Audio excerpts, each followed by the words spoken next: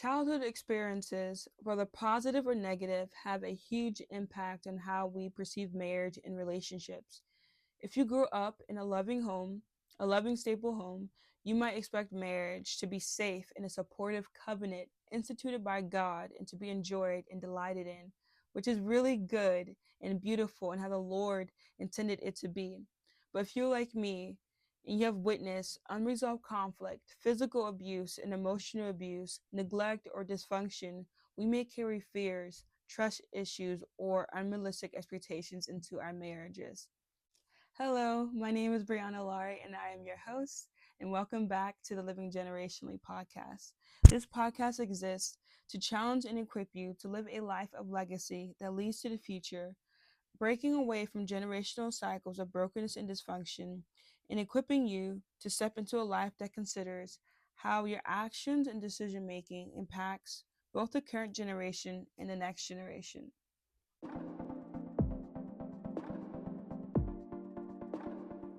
And I am very happy that you are here. Just fixing the mic. Hope it sounds okay. I'm very happy that you are here. And if you are new here, welcome. If you are a returning listener, I am so excited that you're here. And I know I said that a lot of times, but I am excited to be here and it's a blessing. Um, yeah. In today's episode, I'm going to be diving deep into the topic of unlearning what you saw, how childhood experiences shaped your view of marriage. And this is going to be a really good episode, so I would encourage you to stay tuned into the end, to listen into the end. And if you have been here with me, or if you're new here, have been on this I've been doing a series called Breaking the Cycle or Breaking Generational Cycles. And so far, there's been 3 episodes. And in the first episode, I discussed the importance of recognizing family generational sin patterns and baggage and understanding the power that they hold over us and how it has impacted and affected us, affected, affected, affected. I don't know how it has affected us. And then in the second episode, I talked about seeing our brokenness and our family baggage as an opportunity and not just reframing words. Rihanna, slow down. Seeing our family baggage as an opportunity and reframing our minds to think of it as such. I think we live in a culture where it's easy to uh, put on that victim mindset and just stay stuck in that. And I think the culture even pushes people towards that direction. And I had talked about that. It's not that you're not a victim of the things that may have happened to you when you were a child, or um, the circumstances around you weren't the best. It's that you're not living in this mindset where you are a victim, or you're putting on this victim mentality that is actually prohibiting you from moving forward in the plans the Lord has for you. So that was the second episode. And then in the third episode, I discuss ways that we can heal and grow and not stay stuck in those patterns of dysfunction, but to walk and live in the light as the Lord has called us to live in the light.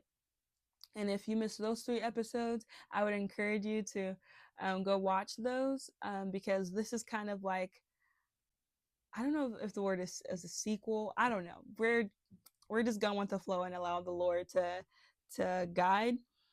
But I am this episode is going to be continuing on that cycle, continue on the series of breaking the cycle.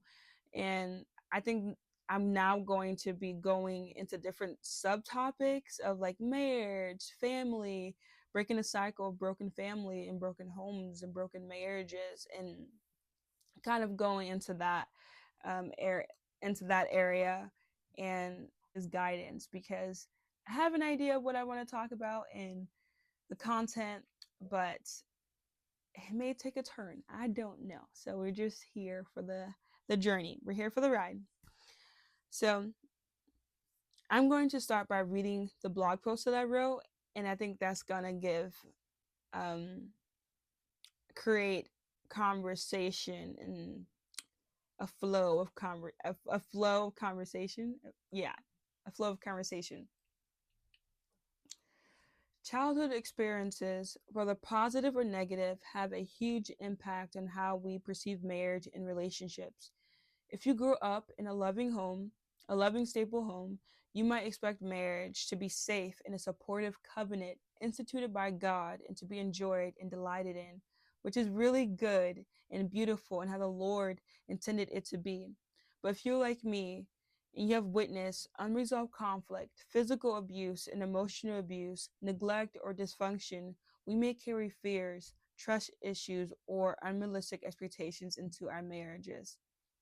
Also, there may be habits or behaviors that were picked up from the brokenness and dysfunction that you experienced as a child that you recognize is quite the challenge to overcome.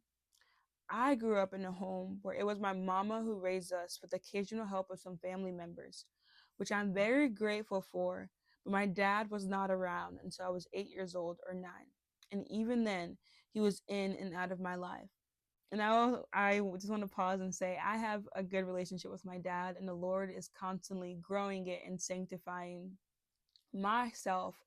And I am very grateful for my dad. But the truth is, I was raised without him being in the home consistently, um, and he has his own story. And Lord willing, one day that maybe I could have him on the podcast or be able to share a bit of his story, and that would be amazing, and I would love that.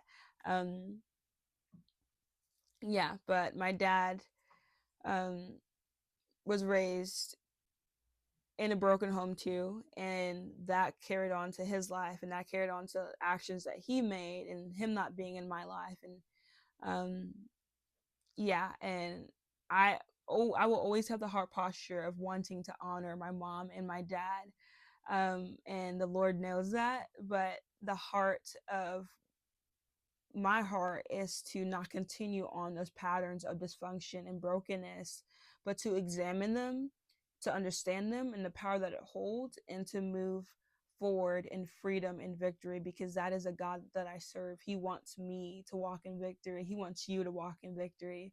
So I just want to put that as a disclaimer, because I love my mama and I love my dad.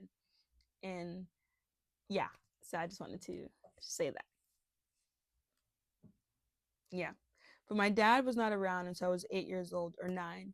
And even then, he was in and out of my life. The absence of my father in those younger years left me questioning my worth and value as I grew up and entered adolescence. I developed a behavior wanting attention from guys, which led to bad habits of sexual immorality. And also within that, I um, began to doubt who I was. And I was just very confused growing up. Like, not maybe not growing up, or maybe as I reached adolescence, as I mentioned, I just became more confused with like my sexual identity. I just became very confused of many different things, and um, I think that has a lot to do like with um, the instability in my home life, and just being confused and overwhelmed and not knowing how to navigate those years, and other things as well too. The relationships that my mom had that weren't the best and had further given me a distorted view of men, love, and relationships. There was a point I believed that there were no good men out there, and that men were harsh, cruel, and unfaithful. I thought love was a broken experiment that you buy into only to be left more heartbroken and shattered. And there are many more things that I'm still processing from my childhood. And the Lord has been gracious to help me walk through it. And in time, Lord willing, would want to share more. But I've been encouraged. There was like I was listening to something. It's like, don't share your open wounds, but share the things that the Lord has healed and you already found victory in. So that is kind of what I'm going to be walking in wisdom in. Um, yeah, I thought love was a broken experiment that you buy into only to be left more heartbroken and shattered. And there are many more things I'm still processing from my childhood, even though it had given me a lens as to which I was seeing. The Lord has been faithful to help me walk through the experiences of my childhood and recognize that my experiences weren't the truth. And I want to pause right there too, because I think we are all walking through this life with different lenses, and the lens that you're looking at life is how you're going to live and how you're going to portray others and yourself and um, the world around you. If you are viewing, if the lens that you're viewing life is from the pain of your childhood experiences, you're going to walk through life with pain and brokenness and maybe dysfunction, and you're going to not trust others, and you're going to have this mindset where, and it can form into a mindset where you feel like everyone is against you. And I think it's important to um, recognize and work through these childhood experiences that may um, have shaped how you were viewing things. I know for me personally, um, not having my father in a home made me just bitter and just made me angry and just made me frustrated, and seeing the relationships that my mom had and how they weren't good. And I just began to, like I said, I thought men were cruel and unfaithful and that they weren't good. And now I know that isn't true. Yes, we know that aren't there there are men out there who don't have the best intentions and who aren't good. I can say that, but there's also women out there who don't have the best intentions and aren't good as well too. So I don't think it just goes one way. I think it goes both ways. Yeah. And I think um yeah, that that led me to, as I got older, become more hardened in heart and bitter and just angry. And I think a part of that anger was just frustration of not understanding like why I was feeling this way. But then I began to learn, I'm like, oh, like Lord, like there's honestly, it wasn't until I came to know the Lord that I began to recognize that there was a lot of brokenness in my family. Like I understood like things weren't, like there was something wrong, and I don't know, like you just have a sense where you're like, huh, this is not right. But as I came to know the Lord and came to know His ways, I feel like that's when the weight of the brokenness of my family started to impact me a lot, because I'm like, whoa, like Lord, like this is far, far, far away from the design that you have meant for marriage and family. And I am confused. I don't know where to go from here, Lord. And that is an uncomfortable place to be in when you begin to recognize that um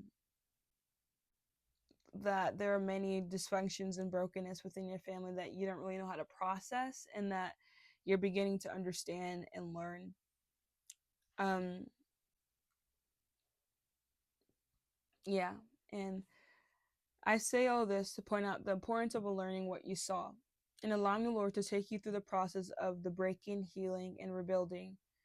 If you continue to allow your childhood experiences of poor relationships to be the lens through which you view life, it will prohibit you from actually taking part in the beautiful gift of marriage and having and raising children.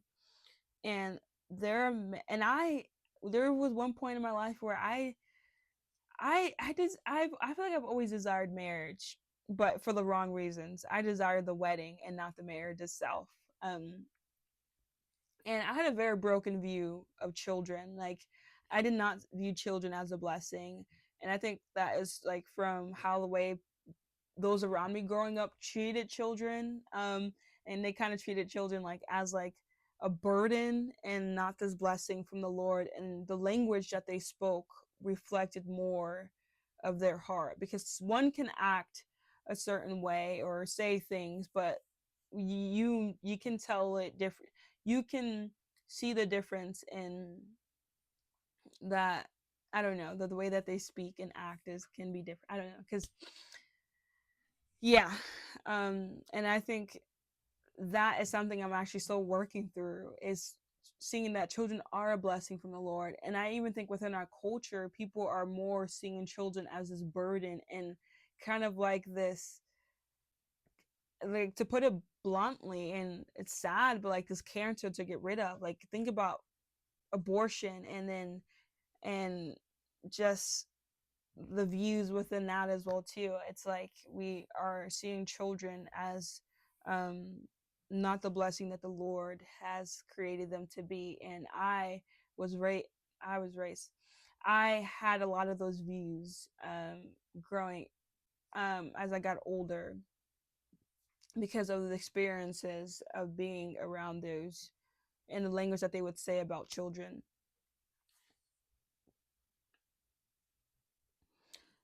And although it can be deeply emotionally painful and consuming to work through these hard, it can be draining too. Like, where you're like, oh Lord, like this is so tiresome. Like, I want to grow, Lord, but there's so much here. And I just want to encourage you that the Lord hears you and He sees you, and He's not forsaking you, and that there is purpose. There is purpose in the breaking and the healing and rebuilding, and that He wants to do something beautiful in your life. Like, I am not the same girl who I was before, and I am.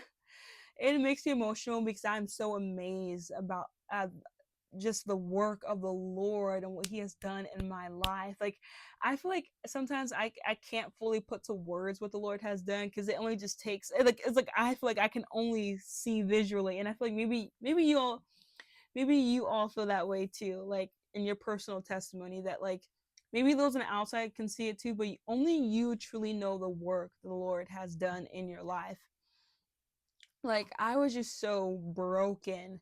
And what's crazy is that like it wasn't always seen, like, but I felt it so deeply. Like, I felt it so deeply. I could not understand why I was feeling, why this brokenness was there. I was just so overwhelmed and just looking for my worth and value in every other place. And that led to making unwise decisions and choices. But friends, I praise the Lord for His goodness and mercy that has saved a wretch like me. And I think that's the sweetness of His salvation.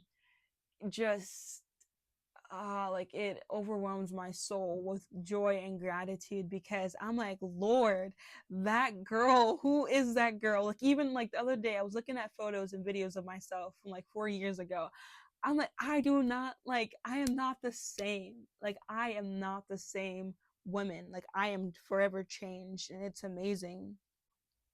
But there were nights of breaking down and just crying out to the Lord, because I I maybe one day I would be able to put put words to the pain and that I felt within my heart. But I just remember there were nights where I was just crying out and just asking the Lord to heal my family. Like, Lord, may you help my family. And I think words don't do it justice. I think the pain and breaking in my heart, the Lord knew what I was feeling. Um, but I know and understand that it can be draining, it can be painful. Um, but know that the Lord, He wants to walk with you through it, and He wants to give you His view of marriage and relationships and the beauty that it is to walk with others and to do life with others, whether in marriage or in relationships with your friends and community. Um, yeah, and know that the outcome of walking in freedom and in the light with the Lord brings deeper intimacy with Him and those around you. The Lord will not take you through something that He knew wouldn't bring greater blessings to you and those around you. And to live a life of legacy that leads to the future, we must go in and deal with the past to build stronger families, marriages, and communities. Unlearning the brokenness and dysfunction that we saw growing up will allow us to be transformed and have our minds renewed and see how marriage and relationships are to be done God's way. If we are continuously living in the cycle of brokenness, why do we expect a different outcome um, within our relationships and those around us? And my words may be sharp, but know that my heart is truly a heart posture of love. And the reason I'm speaking this way, because I've been in that place. And you don't need, yes, you want people to come alongside you, but you truly need someone that's going to speak truth to you and say that, hey, like, no, you cannot stay stuck here. The Lord wants you to walk in the freedom, walk in the freedom that He has purchased for you. And I know it's going to take someone, maybe like me, a sister in the Lord, who's saying, like, hey, like, the Lord wants you to grow. He does not want your childhood experiences to be the lens in which you view life. He wants you to walk in the beauty of the gifts that He has given, and which is marriage and relationships and other things as well too. But that is the topic of this video, is marriage and relationships, or marriage, or um yeah. And um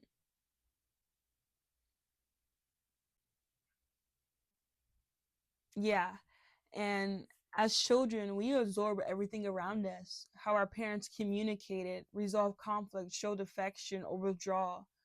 Some people grow up in homes where love is freely given, conflicts are resolved with respect, and support is unwavering. Others witness constant tension, emotional distance, and even toxic patterns that make marriage seem more like a battlefield than a partnership. And I've seen that countless times, and I think that what gave me that broken view of marriage.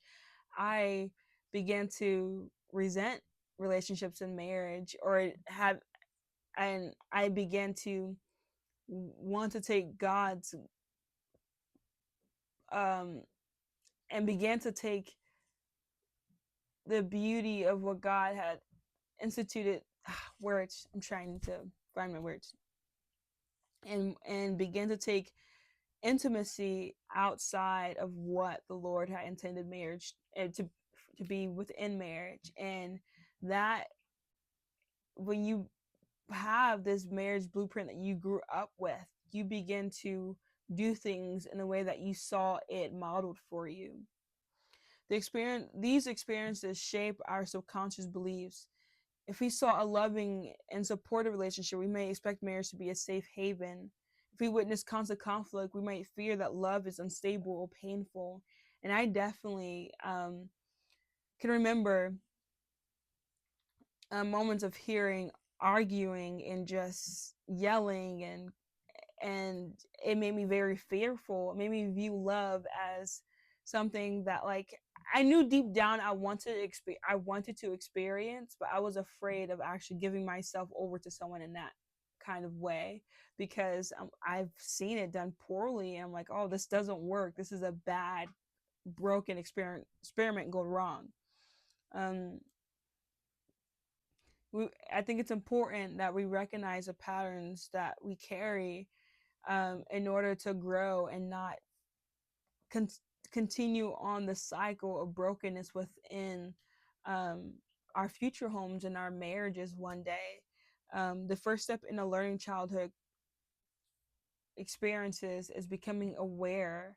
What are the things that you realize that you're modeling right now?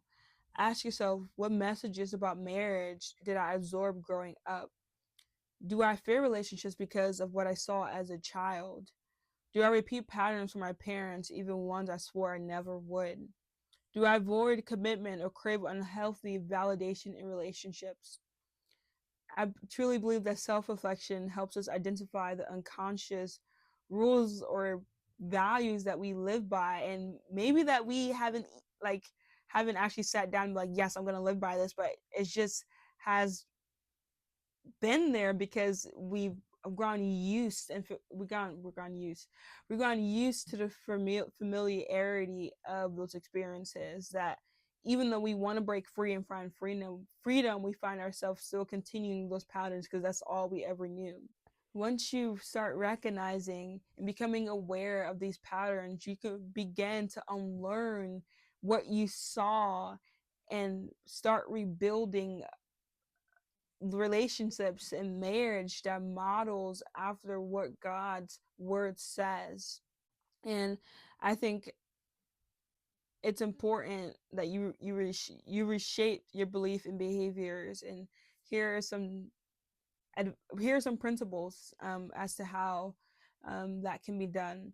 You can challenge the narrative. Just because you grew up seeing dysfunctional relationships doesn't mean you're doomed to repeat them.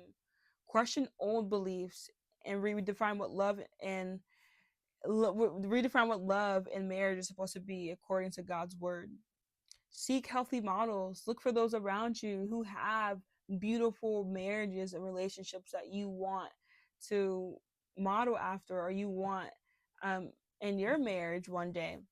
Surround yourself with examples of healthy marriages, whether through mentors, books, um, community, or supportive community. Seeing that love can be stable and fulfilling helps rewire your expectations. If you are viewing love as this broken experiment, you're going to go in your relationships with that view, and you're going to have broken relationships. But if you rewire your brain and renew your mind on God's word and know what his view of marriage is, you begin to see that, actually know that marriage and love and relationships can be something that is beautiful and good. And it's important that you heal and grow. Find um, someone to help you. You can go to therapy or even communities. I know sometimes there's church communities that have different ministries that help with those who um, have a broken marriage, or maybe want to learn how to enter into marriage with not the baggage of your family history. Communicate and set boundaries. If you grew up in a home where communication was non-existent, it's important that you learn to express and set boundaries if that is what you need to be done.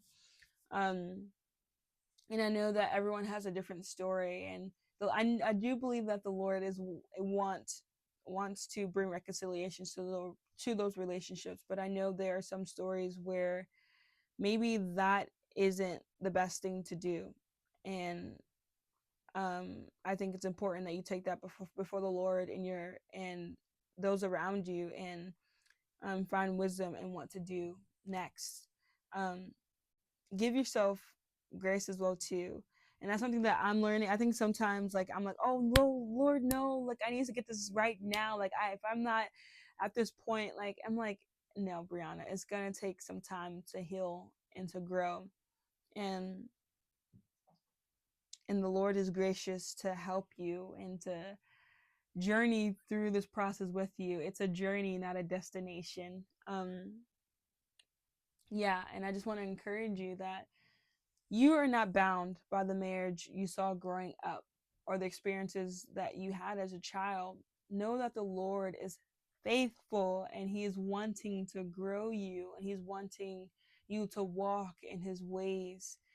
And yeah, I hope this podcast episode encouraged you, and that the Lord will work with you through this journey. And yeah, until next time, friends, I hope you live a life of legacy that leads to the future. I hope you live a life of legacy that leads to the future. Bye.